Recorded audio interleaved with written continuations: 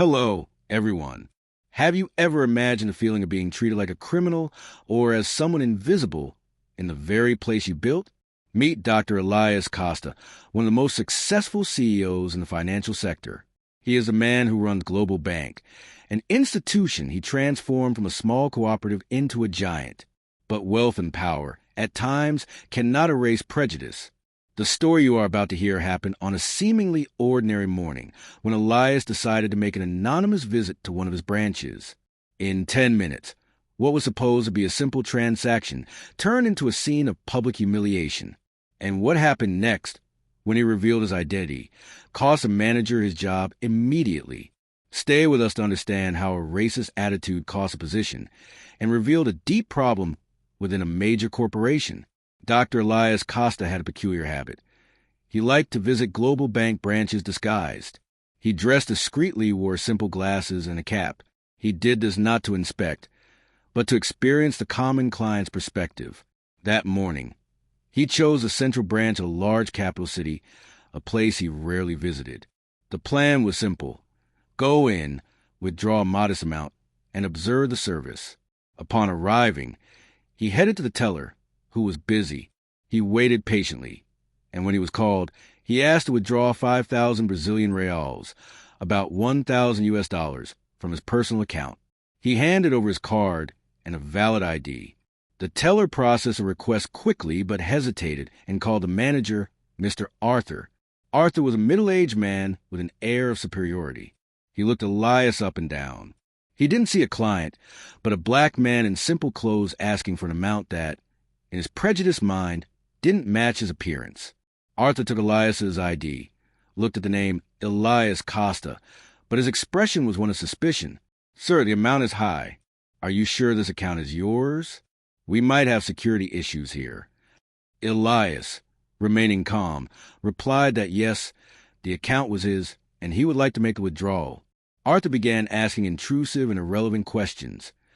"What is your occupation? What is the source of this money? Your funds are being verified in the system." He was doing this not based on real procedures, but on sheer racial bias. Meanwhile, white clients walked in and out with large transactions without any questioning. The humiliation lasted almost 10 minutes. The manager called another sector to verify the data, a clear tactic of intimidation. He acted as if Elias was attempting a scam. Elias's patience ran out. He wasn't annoyed by the inconvenience, but by the profound injustice he was witnessing and feeling. He knew that if he, the CEO of the bank, was being treated this way, what would happen to other black clients and marginalized people? He looked into the eyes of the manager, Arthur, who had an ironic smile on his face. "Mr. Arthur," Elias said in a low but firm voice, "I am tired of waiting for something that is rightfully mine.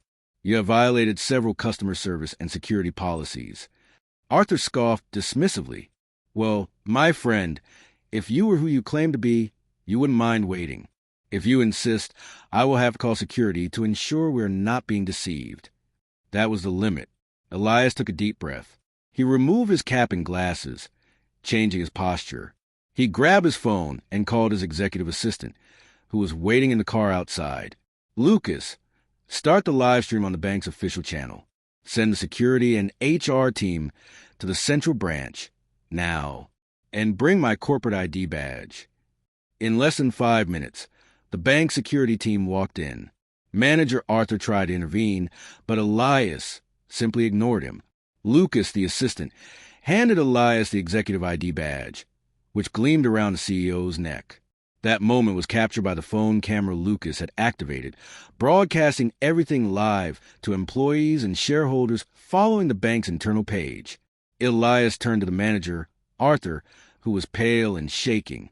"Mr. Arthur," Elias said, now with a loud and commanding voice, "my name is Dr. Elias Costa. I am the CEO of Global Bank, and I have just experienced the kind of prejudiced and discriminatory service that we do not allow in this institution. You denied me a basic service, questioned my integrity, and publicly humiliated me simply because of the color of my skin and my attire." He looked at the camera. "I am here today to say that this bank was built on a foundation of equality and respect. What happened today is unacceptable. Mr. Arthur, effective immediately, is terminated for cause and will be escorted out of this branch. And to all our employees who are watching, prejudice has no place in this bank. Let the treatment I received today be a reminder. The manager tried to argue but was immediately escorted out by security. The teller in the queue, moved, began to applaud.